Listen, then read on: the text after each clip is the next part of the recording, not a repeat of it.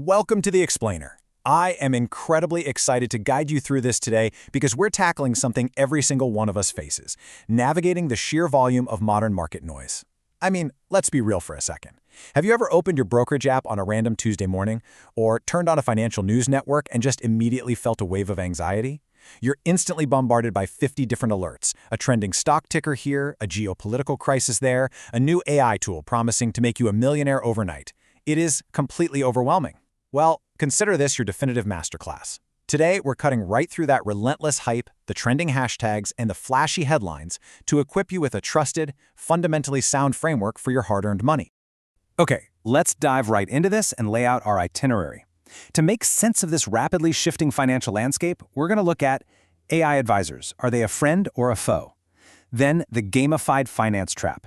We'll uncover the hidden risks in private credit, decode some massive macroeconomic distractions, and wrap it all up with your actionable financial plan. So, let's kick things off with the AI finance revolution. We're right in the thick of this, aren't we? Recently, OpenAI actually announced a pilot for a new finance-focused ChatGPT window that can connect directly to user bank and investment accounts. And Robinhood has signaled they're moving toward AI agents actively executing trades for users. The AI revolution isn't just writing our emails anymore, it's officially knocking on your portfolio's door. Which brings up a massive question that we really need to confront right out of the gate. Can an AI model, which is essentially just a highly sophisticated chatbot, truly be trusted to replace a human advisor?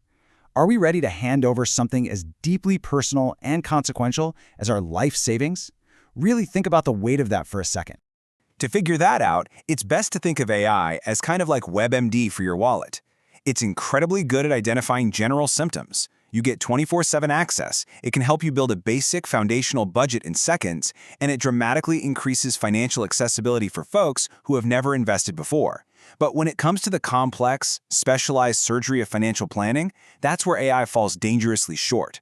Most importantly, AI lacks a legal fiduciary duty. A fiduciary is legally obligated to put your wealth and your well-being strictly above their own profits. They have a legal and moral compass, and AI has absolutely no such mandate. Plus, it completely ignores the subtle emotional nuances of your individual life context. And let's not forget hallucinations. This is a system that will occasionally and very confidently insist that the word 17 has 0 E's in it. You absolutely do not want that kind of math managing your retirement. So here's our first actionable advisor's rule of thumb. Basically, treat AI financial advice exactly like an anonymous post on Reddit. It's a fantastic tool for brainstorming or organizing your daily expenses, but you must always verify the math.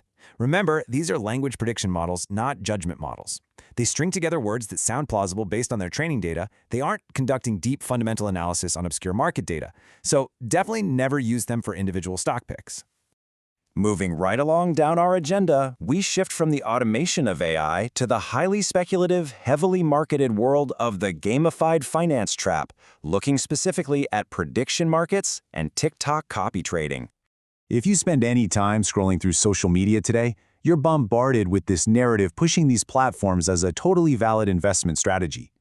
Influencers are out there telling you that betting on pop culture, political events, or even the outcome of geopolitical wars is the exciting new way to build wealth. But we have to step back and ask, is this real investing, or are these just glorified casinos cleverly disguised with financial jargon to separate you from your money? Let's define exactly what we're looking at here. Prediction markets allow you to buy binary contracts on the outcome of future events. It's all or nothing, yes or no. The argument is that you can trade on the news and use your edge. But here's the reality. Trading off news headlines provides almost zero real edge because the global market prices that information in instantly. This creates what professionals call an incredibly asymmetric risk profile. Imagine you're picking up pennies right in front of a slow-moving steamroller. Sure, you win a tiny bit of money most of the time you do it, but the one time you trip or miscalculate the speed, that single loss completely crushes you. You're risking $100 to make 10. It's honestly a lot like rolling loaded dice. Now, what's really interesting here is this number, 84%. According to a recent independent blockchain analysis, 84% of Polymarket users actually realize negative returns. The median return on these platforms is heavily negative, actually trailing behind traditional legal sports betting.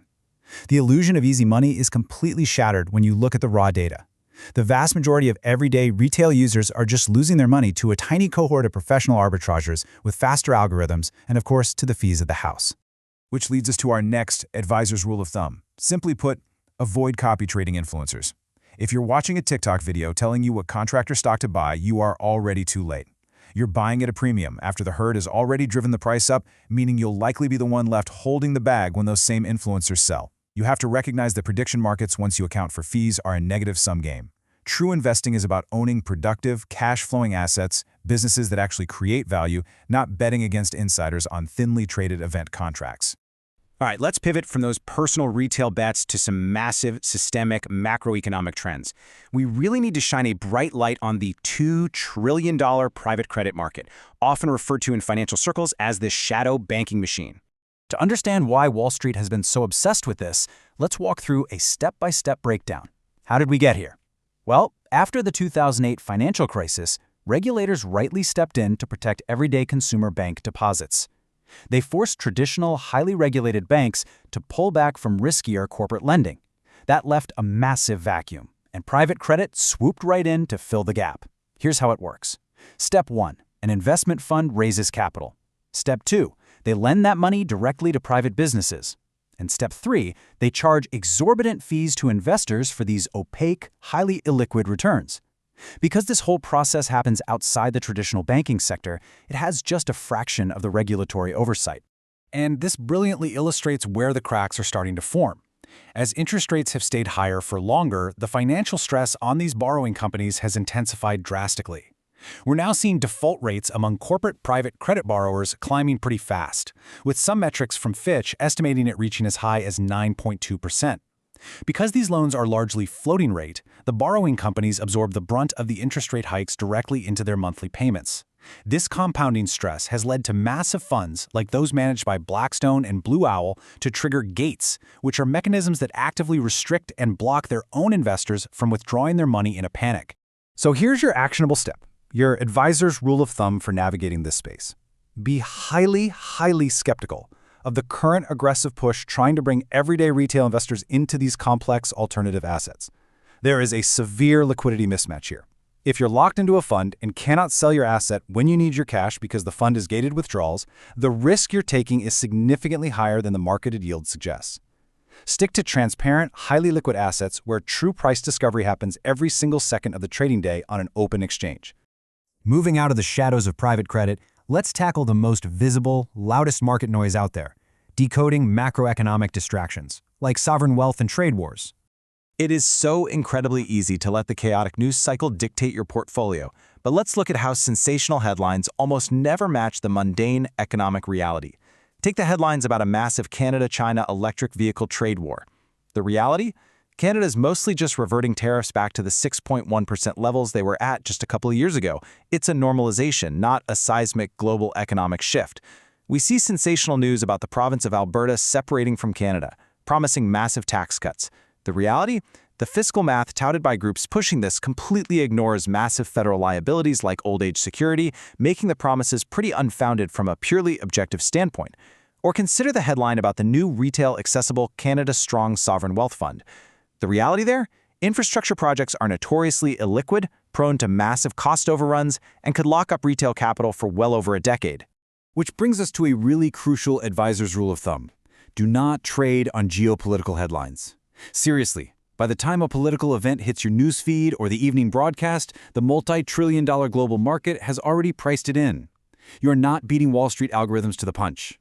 Furthermore, beware of home bias, that psychological tendency we all have to heavily overinvest in our own country's stocks just because they feel familiar. The absolute best defense against domestic economic volatility, trade wars, and political noise is maintaining a structurally sound, well-diversified global portfolio. Let's move to our final section and see how this all builds into one cohesive masterclass.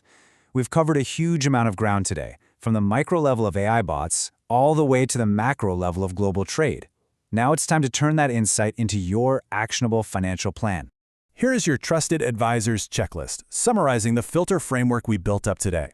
Number 1, use AI as a tool, but verify every single output and never let it pick single stocks for you. Number 2, view prediction markets strictly as entertainment. Recognize that structurally the odds are heavily against you. Number 3, demand liquidity and transparency in your investments. Beware of opaque private credit funds that can lock up your hard-earned cash when you need it most. And number 4, ignore the daily geopolitical noise. Keep your focus entirely on broad global diversification. If you take absolutely nothing else away from this explainer today, please let it be this core philosophy. Build your wealth on fundamentals, not on bets. We live in an era where social media algorithms are desperate to gamify your life savings. Step away from the hype. If you need personalized guidance for your unique situation, consult a registered fiduciary, a human professional legally bound to put your financial well-being above their own commission. I want to leave you with this final, provocative thought to reflect on. In an age where absolutely everything is being financialized, from the weather to pop culture to private corporate debt, you really have to ask yourself, are you truly investing for your own future? Or are you just providing liquidity to play someone else's game? Think about that as you look at your portfolio this week. Thank you so much for joining me for this explainer. Stay focused, stick to the fundamentals, and as always, be safe out there.